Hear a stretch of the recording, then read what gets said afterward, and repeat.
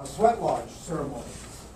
The important thing to remember about a sweat lodge ceremony is that everybody does it differently.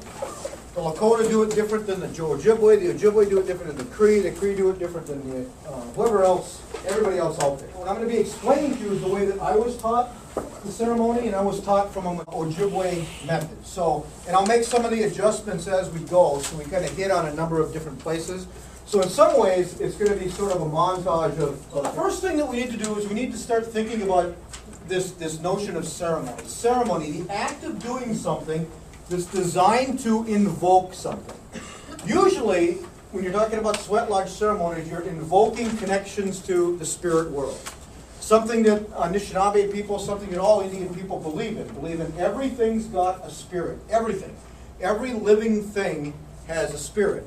So to invoke those and to get help from those spirits, then you need to have a way to have a mechanism to acquire access to those spirits. So what we're going to start with is a brief kind of explanation of the sweat lodge. So initially, there's a number of people that get together, and there's the building of the sweat lodge. Not all sweat lodges are built that same day. I leave my sweat lodges up all year. We build it once a year.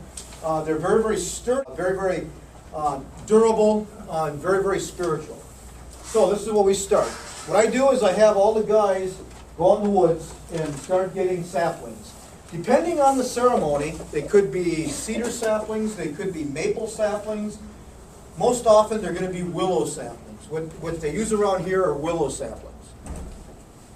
So everybody goes out and they start to look for saplings, usually about this big around at the base, and usually 10 to 12 feet tall. So they're out looking for the saplings. You find willow, by the way, usually around the swampy areas in South Dakota. There's not a whole lot of willow, but there's enough. So all the guys are out there. What they're doing is they first do a ceremony and they put down tobacco, a sema, we call it. Tobacco is a gift that was given to Indian people. The belief is to give as a gift. So whenever Indian people, and these are things you might want to be jotting down too. Whenever Indian people need to like go and talk to an elder or something, the thing that they take to the elder is tobacco.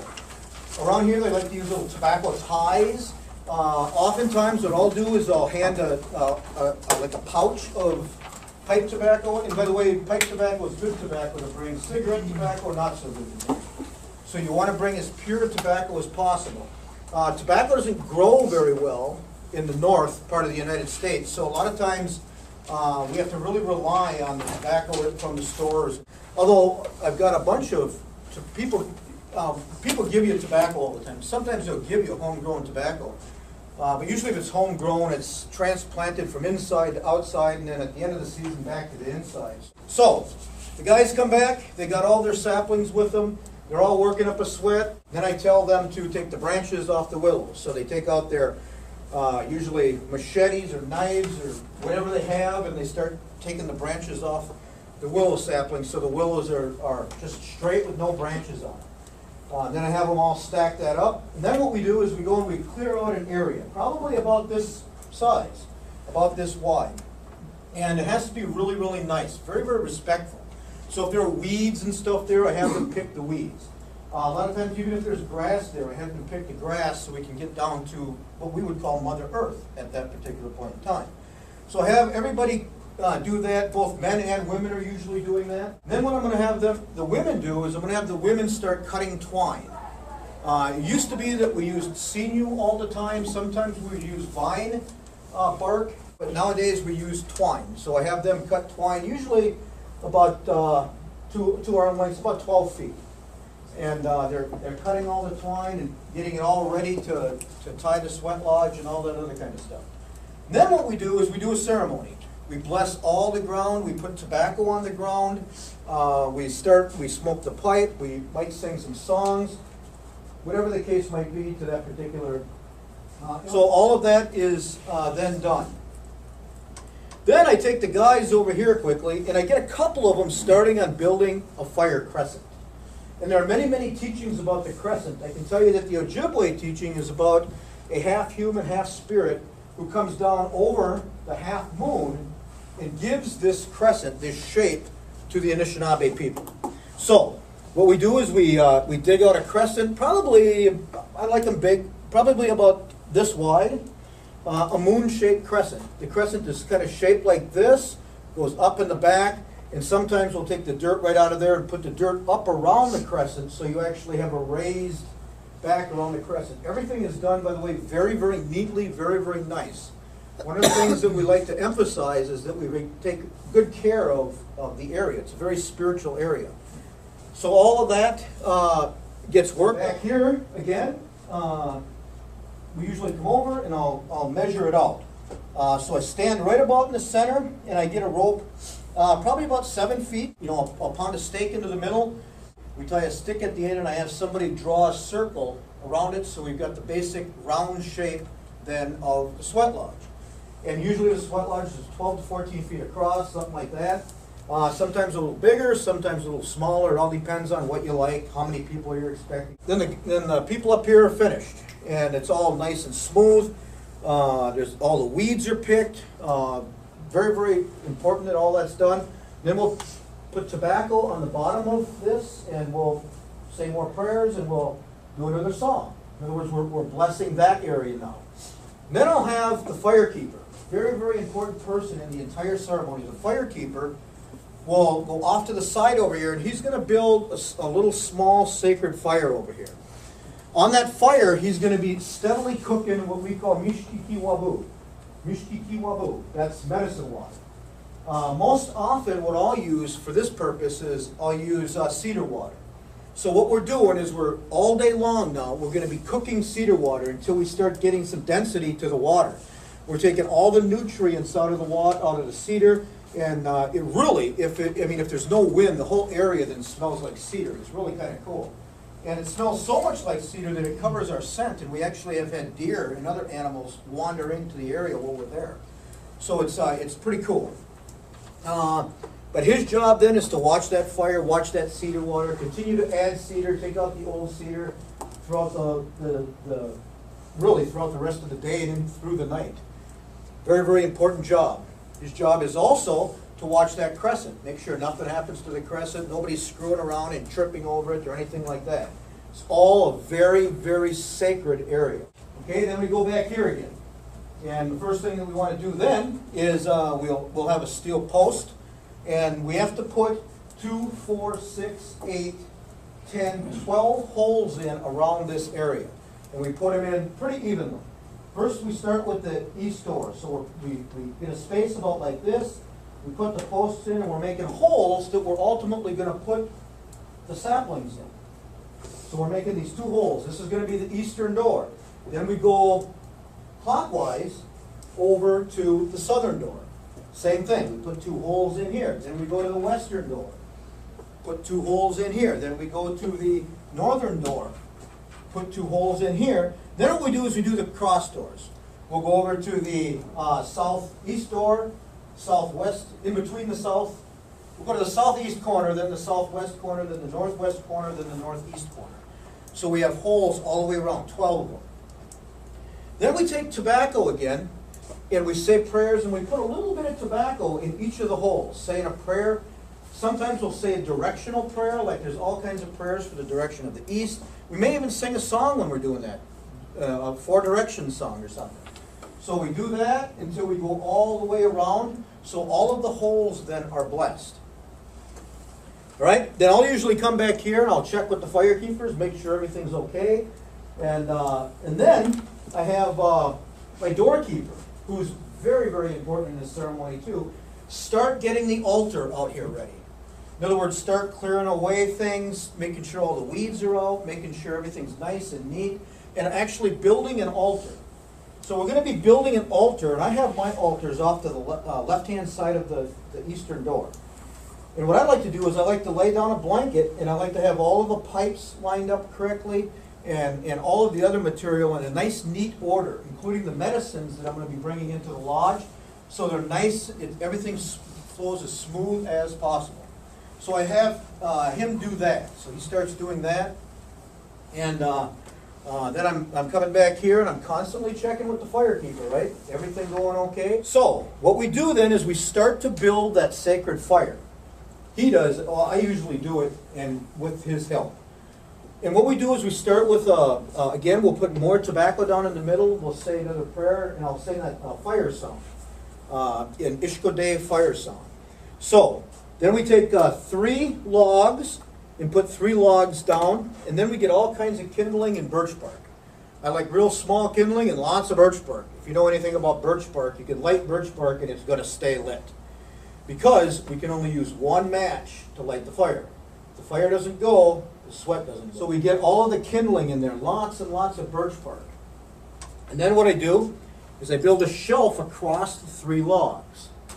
All right? And then, depending on the ceremony, there's certain ways that you place little piles of tobacco on top of that shelf. After that's done, I'll usually have the guy who's helping me start bringing the rocks over. We're looking at rocks probably about this big in the summer, about this big in the winter. Like big rocks, like hot sweats. Usually, I'll use 52 rocks, 13 a doorway. So I have him initially bring the 4 initial rocks over. The 4 rocks stand for 1 for each of the 4 sacred directions. I bring that one over, and then I put a little pile of tobacco on that, and I'll say a prayer. For the first 4, we do that. And then you'll bring a 5th, little bit bigger rock over, and that goes at the top end.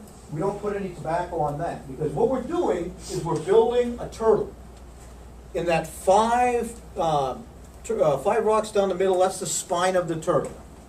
Then what I have them do is I have them bring 4 more over, and then an additional 4 over. So we have the 13 spaces on a turtle's back. And there's always 13 spaces on a turtle's back. Always. Once the turtle is formulated, and if you do it right, it looks a lot like a turtle. You put the tobacco all over the turtle, and what I do, because turtles are very, very sacred to me, you can see turtles over there. What I do is I'll sing a turtle song. And then I have him bring over the rest of the rocks, and we put the rocks in the back of the turtle. It's a very important creation story about how the turtle served as a platform for Mother Earth. That's why we call it Turtle Island. Turtle Island, Mother Earth, the dry spots. And it's a very, very cool story, too. I might tell it later on in the semester. So we bring all the other rocks over, and the bottom of that turtle, the turtle's back, is supporting everything, like the creation story says. All right, so we got that done. We've got all kinds of wood then, and kindling, and all kinds of stuff. And usually we end up with a wood stack that high. And it goes into a teepee, so it burns and starts burning really easily. Lots of kindling on there, lots of birch bark. So that's all set. Then we come back here again.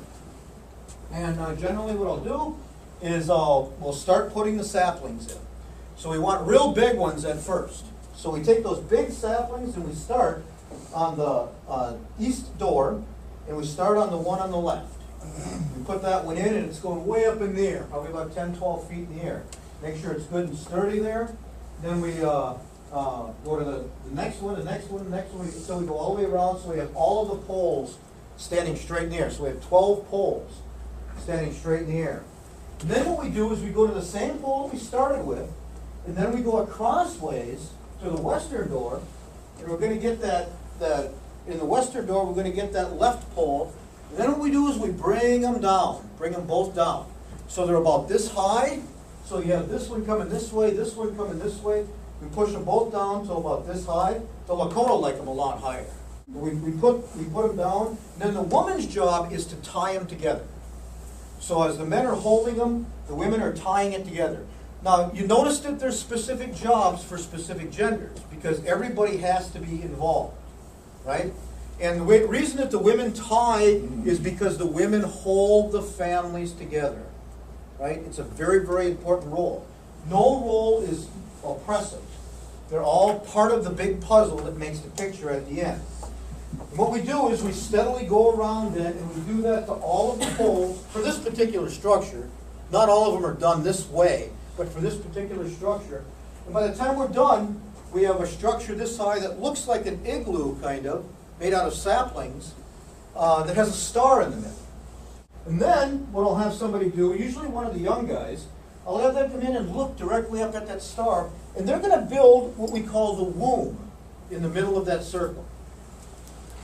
Mine are generally about a foot deep and probably about a foot, foot and a half wide. So there's a perfect circle in here. And the circle aligns perfectly with the middle of the star on the top of the sweat lodge. Okay? And I really make sure that he does a good job. Usually I have a young guy do that because he's in there on his hands and knees and stuff like that. And I want him to start learning at that point. Then, what we're going to do is we're going to start constructing the lodge itself. So what we're going to do is we're going to put ribs around the lodge.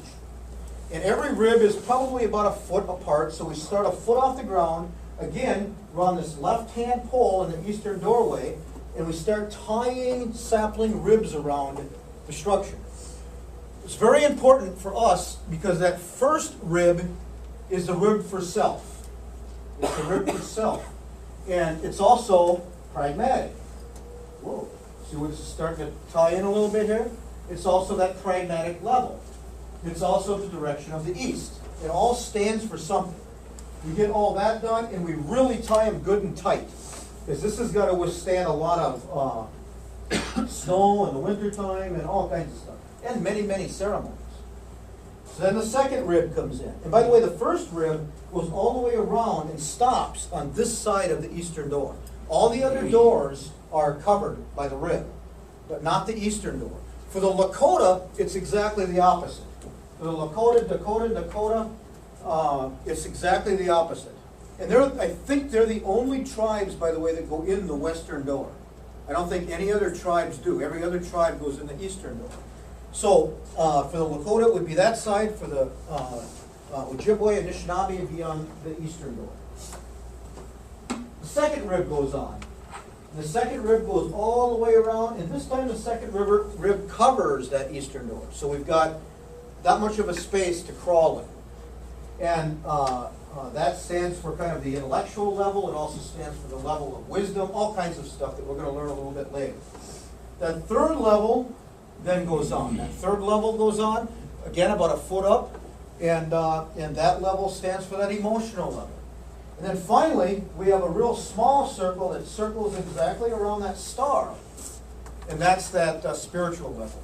Many of the spirits are going to come in through the top of the sweat lodge, so we have to have that one done very well. So you have a star with a circle around it. And actually, it's looking kind of cool right now. So what I'll do is I'll usually step back and I'll usually look at it a little bit and see if it's even and all that kind of stuff.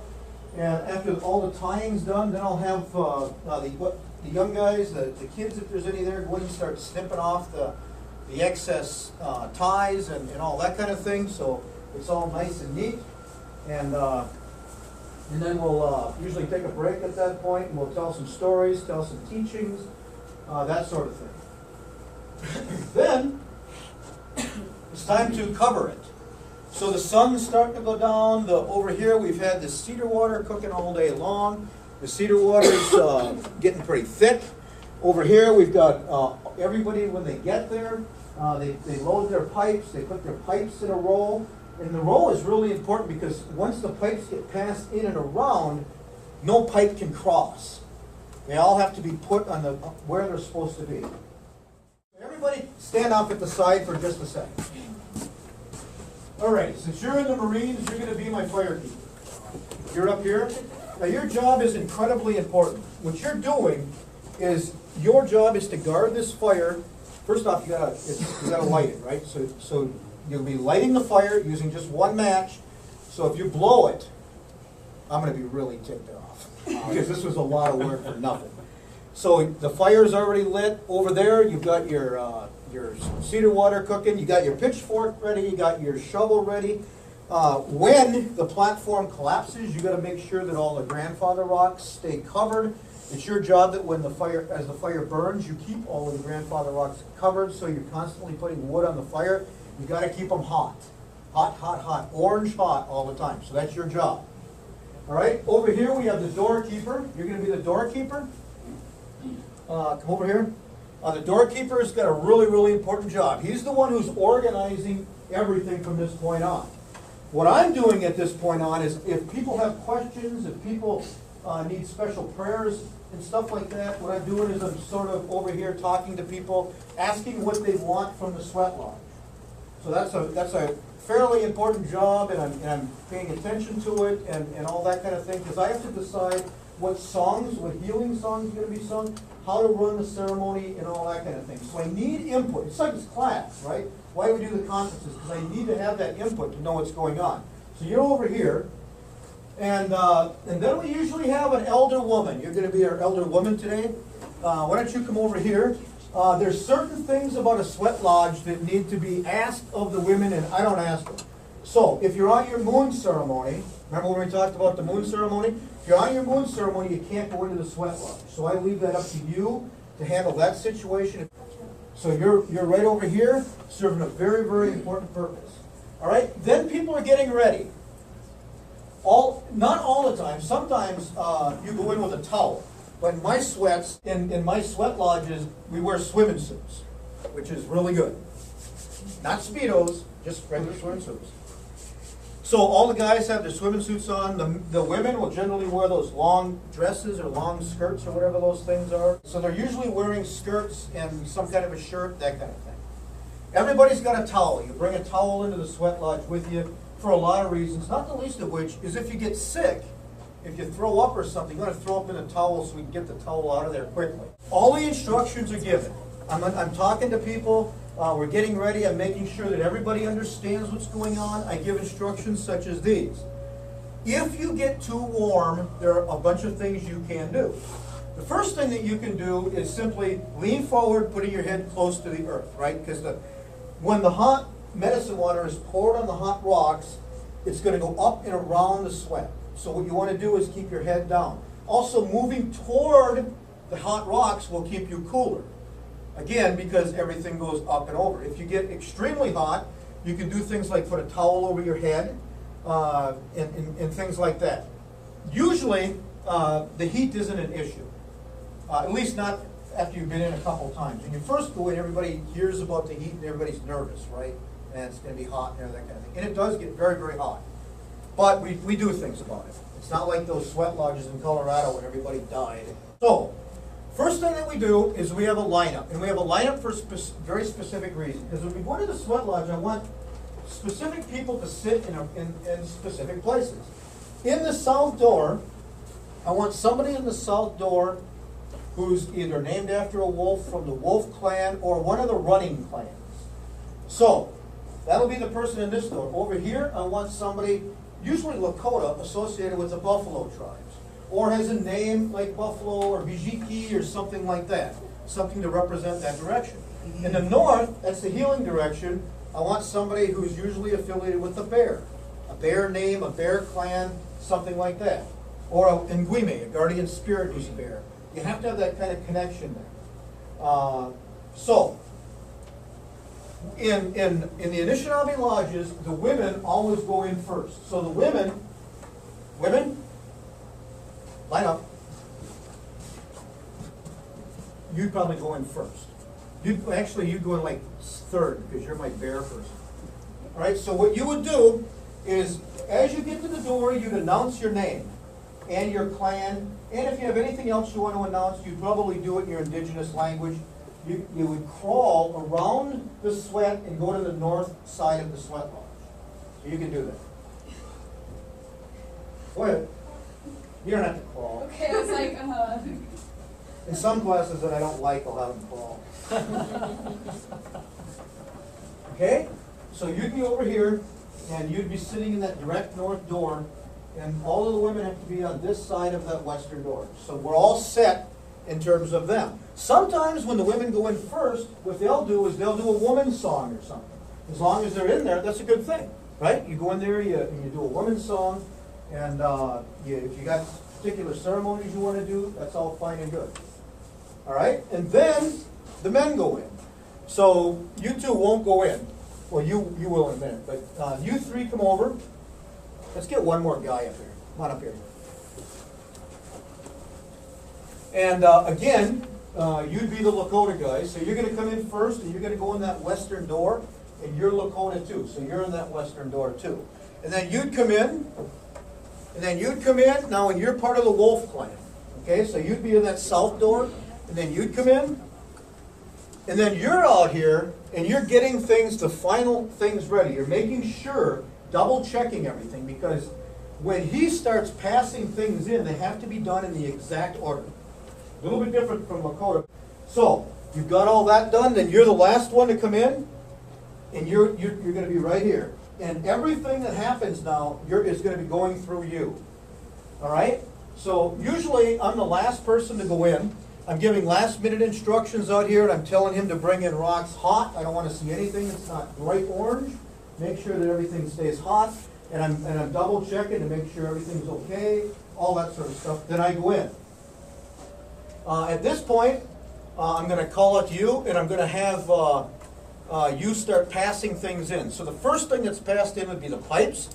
You take the pipes, give them to him in the exact order, and everybody who's got a sacred pipe then around here would receive that sacred pipe. Okay? Usually you would have one.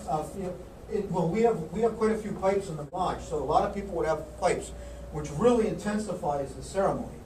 And then people have feathers.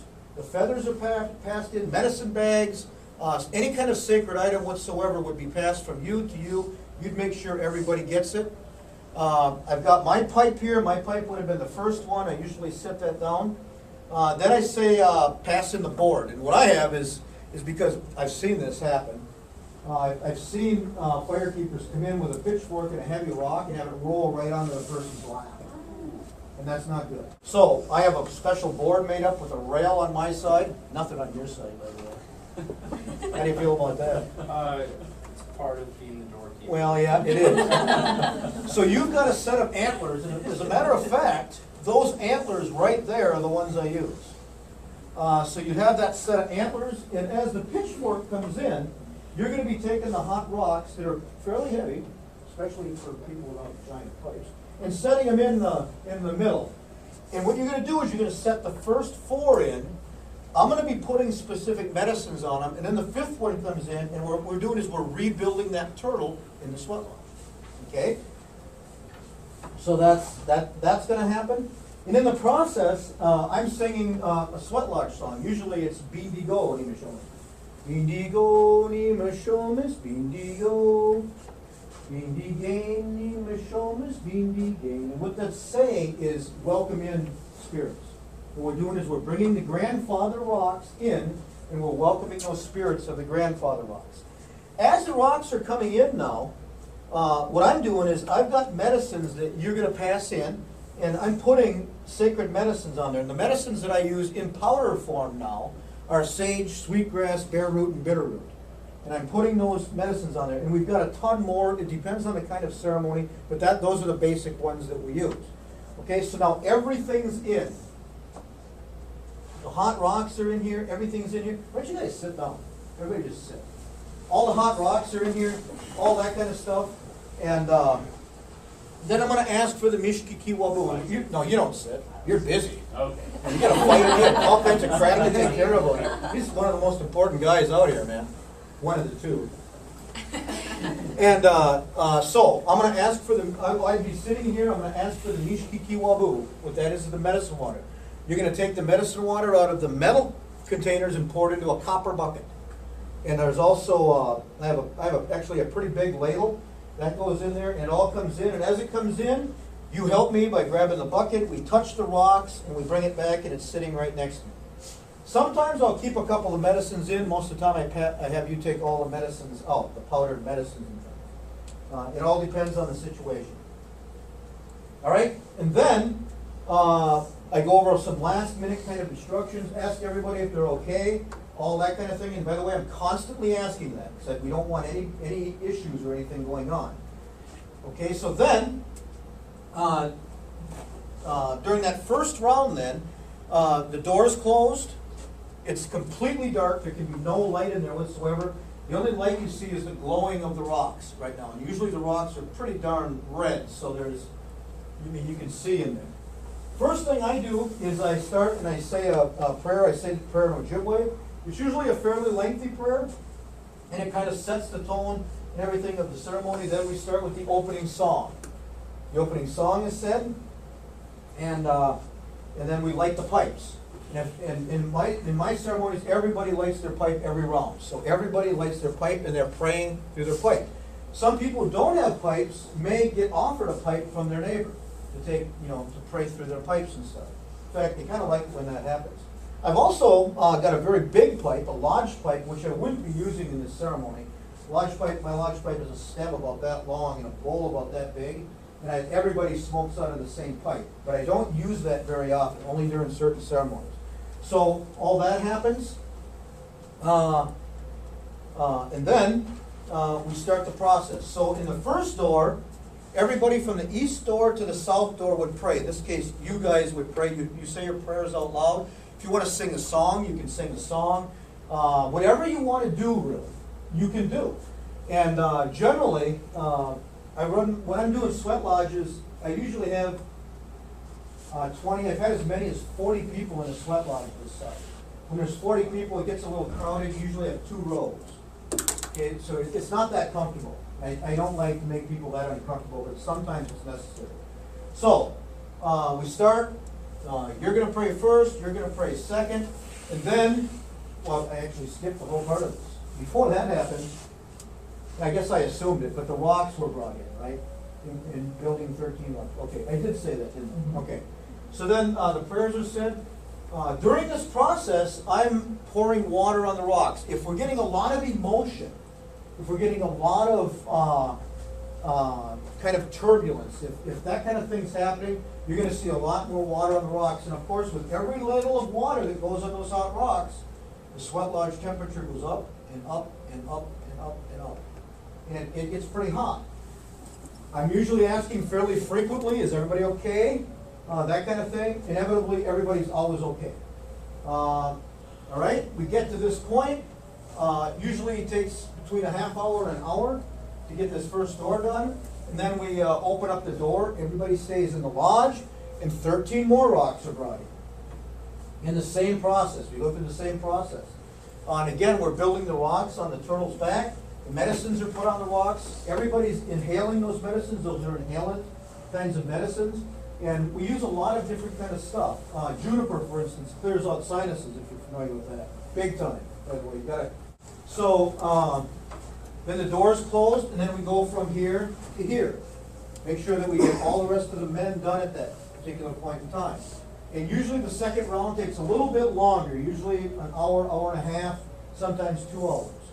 So we've already been in the lodge now for 3 hours, right? So it's getting pretty warm, and people are starting to lose a little bit of water, that kind of thing, and that's part of it. Part of this is to induce visions, right? So that's part of it. Many of the people in here have spent the day fasting. No food, no drink all day. Some of them have it. It depends on how you feel about going in there. All right? So far now we've got 26 rocks in here. The door's closed, and we start over here. And in the third round is where we do our healing round. Sometimes that round can take 3 or 4 hours. Sometimes it goes as fast as an hour. So it all depends on what we need done. It's during this round that we usually do a lot of the healing ceremonies, the cancer things and all that kind of thing. Here's my rule of thumb. You become busy on the women's side because I don't allow any men to touch women. Usually have the elder woman, actually, if there's any touching that needs to be done, I make damn sure that that happens by a woman, because there's a lot of sweat lodge people who proclaim to be Indian elders and stuff and do inappropriate things in sweat lodges to innocent, naive people, right? So, that's all done. The doors open up. 13 more rocks are brought in.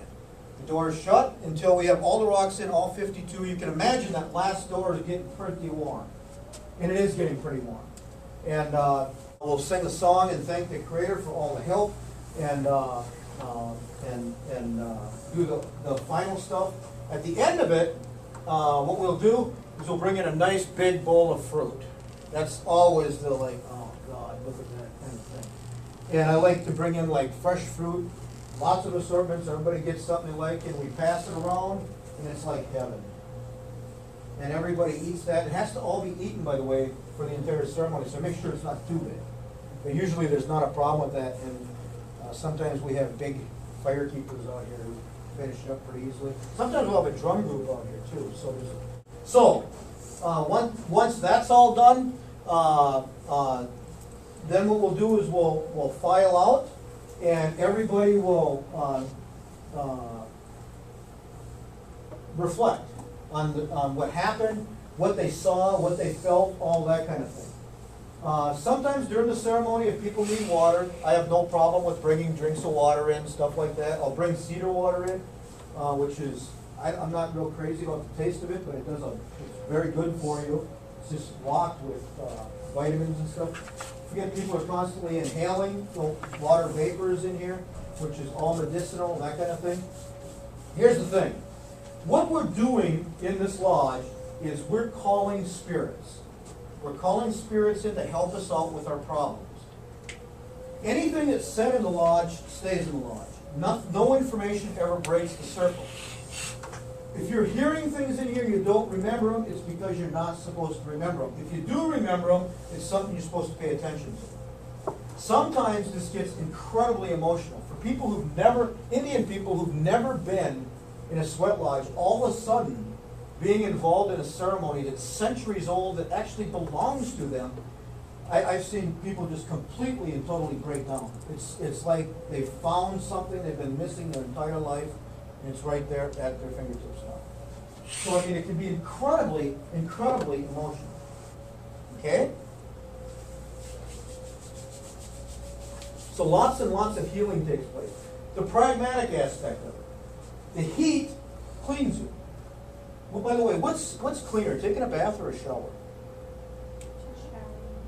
Most people say a shower, but that's incorrect. Showers rinse you off. Baths will pull stuff out of you. So, this is good. Some people even call this a sweat bath, right? You're sweating, you're getting all that stuff out of you. Some people might get sick. That's what this is for, is to get the stuff out of you, right? If you're not feeling good, leave it here. That's what you're supposed to do. Okay, so if towels come out, you're taking the towels and you're putting them in that sacred fire. Okay? The spiritual stuff, the songs, everything in here is medicinal. The shakers, the music, the prayers, everything from the medicine bags, everything in here is very, very sacred.